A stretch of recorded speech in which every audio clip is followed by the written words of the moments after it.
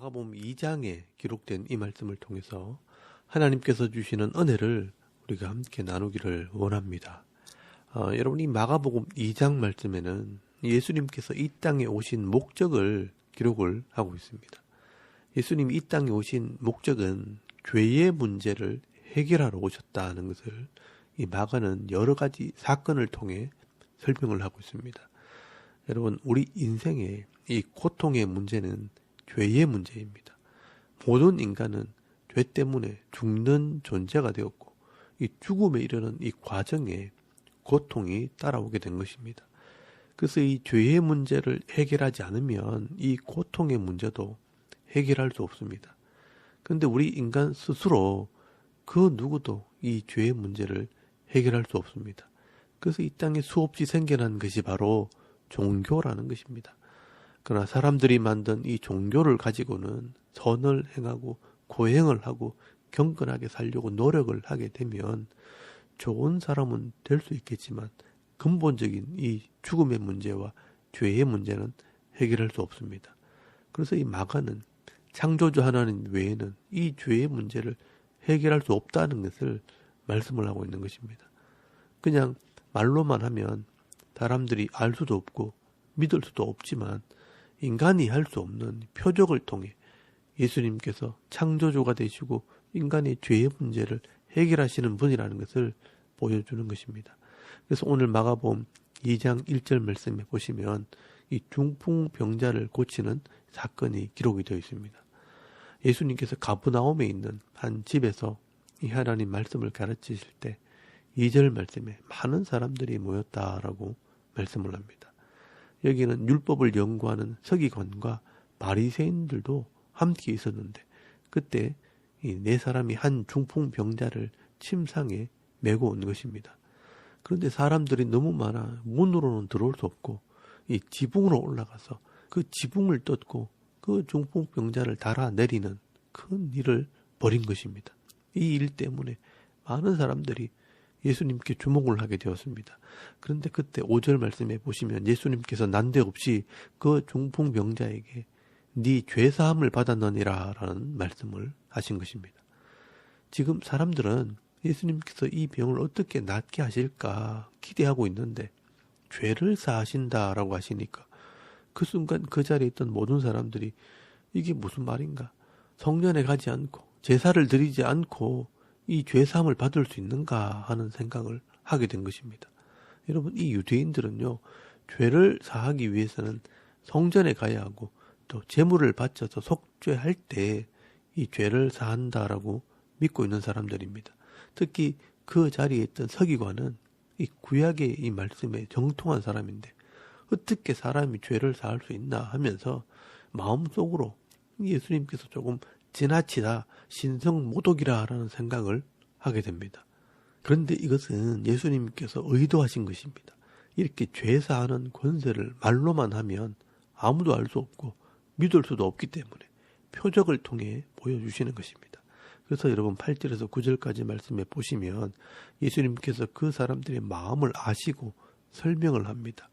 중풍병자에게 네 죄사함을 받았느니라 하는 말과 일어나 네 상을 가지고 걸어가라 하는 말 중에 어느 것이 쉽겠느냐라고 질문하십니다.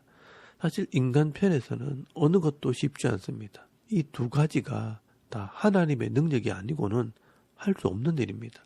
죄를 사하는 것이나 병을 고치는 것이나 인간이 할 수 없는 것들입니다. 그런데 예수님께서는 이 두 가지를 다 행하시는 분이라는 것을 알게 하려고 이렇게 말씀하신 것입니다. 여러분, 병을 고치는 것은 눈에 보이지만 이 마음속에 죄를 사하는 것은 눈에 보이지 않습니다. 그러니 만약 병만 고쳐주면 이 사람의 이 죄가 사해졌다는 것은 아무도 모를 것입니다. 그러니 그저 예수님이 대단하다, 예수님을 따라다니면 이 땅에서 편하게 살겠네라고 생각만 할 것입니다.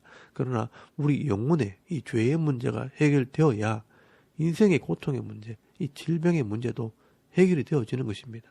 이것이 하나님 나라의 원리입니다. 그래서 10절 말씀에 보시면 그러나 인자가 땅에서 죄를 사하는 권세가 있는 줄 너희로 알게 하려 하노라 하시고 그리고 그 다음에 이 중풍병자에게 상을 들고 일어나 걸어가라 명령하실 때 그 중풍병자가 나아서 걸어가는 것입니다. 이 하나님 나라의 원리를 알게 하시는 것입니다. 그래서 11절 말씀에 보시면 내가 네게 이르노니 일어나 네 상을 가지고 집으로 가라 하니 그가 일어나 곧 상을 가지고 모든 사람 앞에서 나아가거늘 그들이 다 놀라 하나님께 영광을 돌리며 이르되 우리가 이런 일을 도무지 보지 못하였다더라라고 말씀을 합니다. 예수님께서 그냥 그 믿음을 보시고 병만 낫게 하면 이 사람이 죄가 사해졌는지 용서를 받았는지 우리가 알 수가 없습니다. 그래서 예수님께서 이 중풍병자가 낫게 되는 이런 기적을 통해서 하나님의 나라의 원리를 보여주시는 것입니다. 이 죄의 문제가 해결되었기 때문에 하나님께서 말씀에 기록된 대로 이 법대로 회복의 은혜를 베풀어 주신 것입니다. 그래서 이 죄의 문제가 해결될 때 병도 낫게 된다는 것을 증명한 것입니다. 여러분 이것이 바로 하나님 나라의 복이라는 것입니다. 그래서 사람들이 이것을 보고 하나님께 영광을 돌리게 된 것입니다. 그러므로 여러분 우리도 예수님께서 우리 죄 문제를 해결하시기 위해 십자가에 죽으셨다는 것을 믿고 늘 회개하는 삶을 살게 될 때 이 죄의 문제가 해결되어지기 때문에 하나님께서 말씀대로 복을 주시고 도와주시는 인생이 되는 것입니다. 그래서 예수님께서는 늘 회개하라 천국이 가까이 왔느니라 하나님의 나라가 가까이 왔다라고 선포하시는 것입니다. 이 하나님의 나라는 회개하고 죄사함을 받은 사람만이 들어갈 수 있는 것입니다. 그래서 우리의 이 죄의 문제가 해결될 때 이 땅에서도 인생의 질병의 문제나 고통의 문제도 넉넉히 이기는 삶을 살게 되는 것입니다. 우리 아이들이요 약하지만 아버지가 그 손을 붙들고 있으면 싸움에서 이기기도 하고 이 무거운 것도 거뜬히 들 수 있는 것처럼 우리가 여전히 약하고 이 세상에 문제는 많이 있지만 우리가 말씀대로 회개하고 죄에서 구별되기만 한다면 하나님께서 말씀대로 우리를 도와주실 수 있고 또 능력을 베풀어 주시는 것입니다. 그래서 우리가 세상을 이기는 삶, 능력의 삶을 살게 되는 것입니다. 여러분 이것이 우리 믿음이 되어야 하는 것입니다. 그러면 오늘 저와 여러분도 이 십자가를 믿는 믿음으로 늘 회개하는 삶을 살 때 하나님께서 도와주시고 회복시켜 주시는 그런 은혜로 말미암아 늘 기쁨의 삶을 살아가는 믿음 있는 성도들이 다 되실 수 있기를 바랍니다. 그리고 13절에서 17절까지 말씀해 보시면 예수님께서 이런 죄인들을 부르러 오셨다는 것을 말씀을 합니다. 그리고 이것을 제자가 된 이 마태를 통해 설명을 합니다. 여러분 13절 말씀에도 큰 무리들이 따라다닐 때 예수님께서는 알페오의 아들 레위를 제자로 부르십니다. 이 레위가 바로 마태입니다. 이 레위는 유대식 이름이고 이 마태는 헬라식 이름입니다. 이 마태는 세리였기 때문에 당시에 유대인들에게는 매국노처럼 이 죄인 취급을 받던 사람이었습니다. 그런데 이 마태는 예수님을 만남으로 이 세리의 취급을 정리하고 그날 밤 같이 일하던 이 세리들과 마지막 송별회를 하게 됩니다. 그때 예수님과 이 제자들이 함께 식사를 하게 되는데 여러분 16절 말씀에 보시면 이 바리새인들과 서기관들이 예수님께서 율법을 가르치는 랍비라고 하면서 어떻게 이 죄인들과 함께 먹고 마실 수 있느냐 하면서 비난을 한 것입니다. 그때 예수님께서 이 하나님 나라의 목적을 설명하시는 것입니다. 여러분 17절 말씀에 보시면 건강한 자에게 의사가 쓸데없고 병든 자에게라야 쓸데있는 것처럼 나는 의인을 부르러 온 것이 아니라 죄인을 부르러 왔노라 라고 말씀하신 것입니다. 이 의사가 병든 자들을 위해 있는 것처럼 예수님께서 이 땅에 오신 목적은 죄인을 불러 하나님의 백성이 되게 하고 또 그 죄인들이 죄를 이기고 복을 받게 하려고 다시 말해서 하나님의 나라의 복을 받게 하려고 오신 것입니다. 그러므로 자기 스스로가 죄인인 줄 알고 회개하는 자들에게 은혜를 베풀어 주신다는 것입니다. 자기가 죄인이 아니라고 생각하는 사람들은요 절대로 회개하지 않습니다. 그래서 이런 사람들은 하나님 나라의 백성이 될 수도 없고 하나님 나라의 복을 받을 수도 없다는 것입니다. 그래서 18절 말씀 이하에 보시면 금식의 문제를 가지고 따질 때 새 포도주는 새 가죽 부대에 담아야 한다라는 말씀으로 설명을 하시는 것입니다. 새롭게 임하는 이 하나님 나라는 새 포도주와 같기 때문에 회개한 심령, 이 새로운 마음이 되어야 담을 수 있는 것입니다. 그러나 이 바리새인들처럼 회개하지 않는 이 마음은 헌 가죽 부대와 같기 때문에 이 새 포도주를 감당하지 못한다는 것입니다. 회개하지 않는 마음, 변하지 않는 마음은 새로운 이 하나님 나라에 합당하지 않다라고 말씀하고 있는 것입니다. 그래서 사도 바울은요, 그리스도 예수 안에 있을 때, 우리가 늘 회개할 때 우리 성도들은 늘 새로운 피조물이 되는 것이라고 말씀을 한 것입니다. 여러분 고린도후서 5장 17절 말씀에 보시면 그런즉 누구든지 그리스도 안에 있으면 새로운 피조물이라 이전 것은 지나갔으니 보라 새 것이 되었도다라고 말씀을 합니다. 오늘 저와 여러분도 이 하나님 나라의 원리를 따라 늘 새로운 은혜를 받아 누리기 위해 자신의 삶을 돌아보며 말씀 앞에 엎드려 날마다 회개하는 삶을 살 때 하나님께서 주시는 새로운 은혜와 복을 받아 누리며 늘 기쁨의 삶을 살아가는 그런 믿음 있는 성도들이 다 되실 수 있길 바랍니다. 그리고 23절 말씀 이하에는 안식일의 논쟁이 기록이 되어 있습니다. 이 당시 바리새인들은 우리 속에 있는 이 생명보다도 겉으로 드러나는 외형적인 형식과 이 법을 더 중요하게 여기는 사람들이라는 것을 이 안식일 논쟁을 통해 보여주시게 됩니다.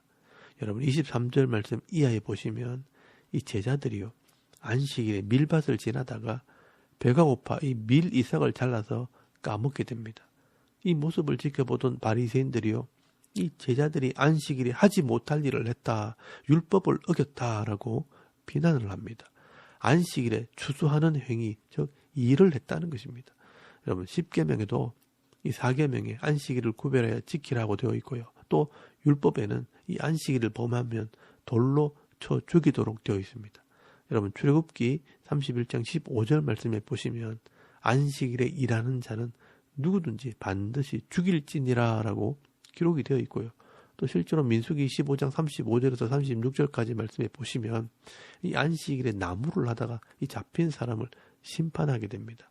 여러분 민수기 15장 36절 말씀에 보시면 온 회중이 곧 그를 진영 밖으로 끌어내고 돌로 그를 쳐 죽여서 여호와께서 모세에게 명령하신 대로 하니라 라고 말씀을 합니다.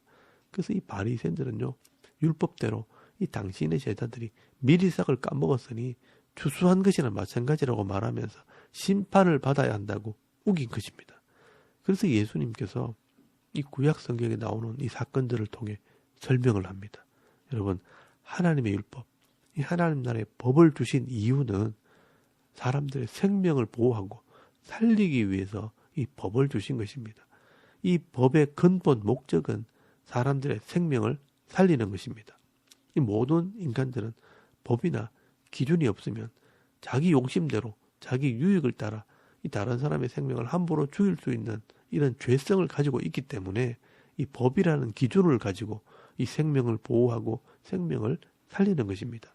그러면 이 사람이 법을 어기더라도 만약 이 생명이 달린 문제라면 이 법도 잠깐 멈출 수가 있다는 것입니다. 그래서 여러분 25절 말씀에 보시면 예수님께서 이 유대인들의 조상인 다윗이 경험한 한 사건을 이야기합니다. 다윗이 사울에게 쫓겨다닐 때 배가 고파서 자기 생명을 위해 제사장들만 먹을 수 있는 이 진설병 떡을 얻어먹은 사실을 읽지 못했느냐라고 말씀을 합니다. 다윗도 하나님의 법을 어긴 적이 있다는 것입니다. 율법에는 이 제사장이 먹는 떡은 아무나 먹을 수 없습니다. 그런데 이 의로운 다윗이 악한 사울에게 쫓겨다닐 때 배가 고파서 살기 위해서 이 양식을 구할 때 하나님의 법에는 안 되는 것이지만 하나님께서 주신 이 생명이 더 귀하기 때문에 그 생명을 살리기 위해 하나님께서 율법을 어기는 것을 허용해 주셨다는 것입니다. 그러므로 하나님께서 이 율법을 주신 목적은 생명을 살리려고 준 것이지 이 법을 지키자고 생명을 죽이려고 주신 것이 아니라는 것입니다. 그러니 법보다 생명이 먼저라는 것입니다. 그렇다면 이 안식일의 법도 마찬가지입니다. 안식일은 이 사람들이 세상에서의 수고를 멈추고 영육이 안식하면서 생명이 회복되는 날입니다. 그런데 이 안식일을 만드신 이 하나님의 아들 예수님을 섬긴다고 배가 고파 밀 이삭을 잘라 먹은 것은 그 생명을 위한 양식이기 때문에 아무런 문제가 되지 않는다는 것입니다. 사실 마태복음에는 이 내용이요 더 자세히 기록이 되어 있습니다. 여러분 마태복음 12장 5절에서 8절까지 말씀해 보시면 이 제사장들이 안식일에 섬기는 일에 대해서 설명을 합니다. 또 안식일에 제사장들이 성전 안에서 안식을 범하여도 죄가 없음을 너희가 율법에서 읽지 못하였느냐. 내가 너희에게 이르노니 성전보다 더 큰 이가 여기 있느니라. 나는 자비를 원하고 제사를 원하지 아니하노라 하신 뜻을 너희가 알았더라면 무죄한 자를 정죄하지 아니하였으리라. 인자는 안식일의 주인이니라 하시니라라고 말씀을 합니다.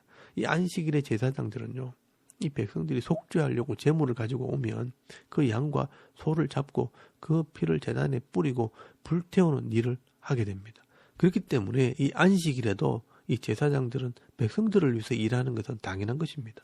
그런데 이 안식일의 주인인 이 예수님을 섬기는 자들이 바로 예수님의 제자들입니다. 이 제자들이 예수님을 섬긴다고 따라다니다가 배가 고파 이삭을 잘라 먹은 것은 일이 아니고 당연히 먹을 양식이라는 것입니다. 그런데 당시 바리새인들은 이런 하나님의 율법의 의미를 모르기 때문에 단순히 제자들이 율법을 어겼으니 이 제자들을 죽이겠다 하는 것은 하나님도 모르고 법도 모르면서 이 율법을 이용해서 자기 욕심을 이루려고 하는 것입니다. 결국 자기 속에 있는 죄와 악함을 드러내는 것뿐이라는 것입니다. 그래서 마태복음 12장 7절 말씀에 보시면 나는 자비를 원하고 제사를 원하지 아니하노라 하는 뜻을 너희가 알았더라면 무죄한 자를 정죄하지 아니하였으리라.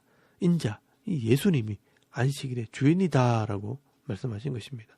여러분 이 안식일은요 법을 가지고 정죄하고 죽이는 날이 아니라 내가 회복하고 다른 사람도 잘 쉬도록 도와주는 일을 해야 하는 것입니다.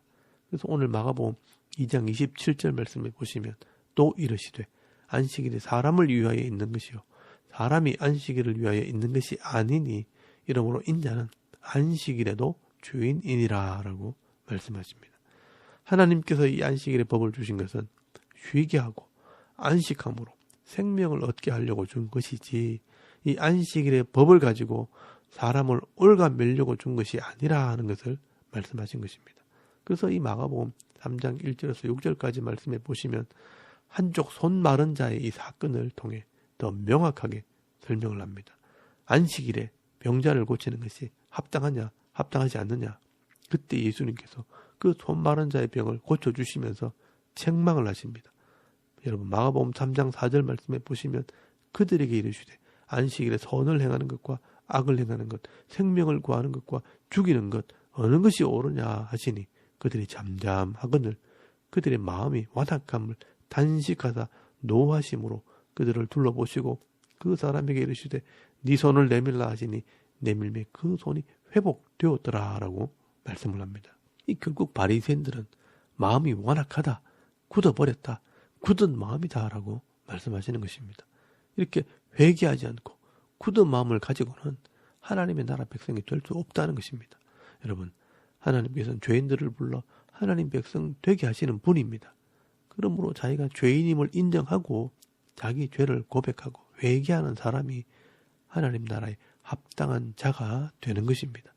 그러면 오늘 이 마가복음 2장 말씀 이 전체를 보면 예수님께서 이 땅에 오신 목적이 무엇인가?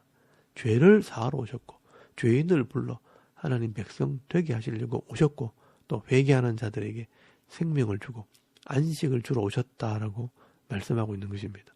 우리가 이 예수님을 바로 알고 믿고 존중할 때 이 땅에서 죄에서 구원받을 뿐 아니라 이 죄악의 땅에서 이 죄의 권세를 이기는 삶을 살게 되는 것입니다.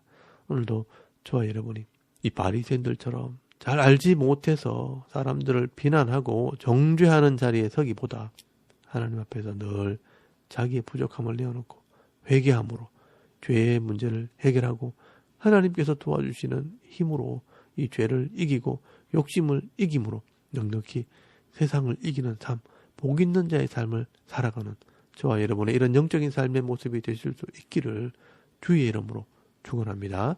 아멘. 우리 잠깐 기도드리겠습니다. 오늘도 이 하나님 앞에 회개함으로 새로운 인생을 살게 하옵소서. 여전히 나라와 민족을 위해 또 섬기는 교회와 성도들을 위해 여러분의 가족들을 위해 기도하시고 또 개인의 기도 제목을 따라 기도하고 오늘 하루 삶을 또 시작할 수 있길 바랍니다. 다 같이 우리 하나님께 한번 기도드리겠습니다. 살아계신 하나님, 은혜를 참 감사합니다. 오늘 이 아침에 우리가 하나님을 예배하게 하시고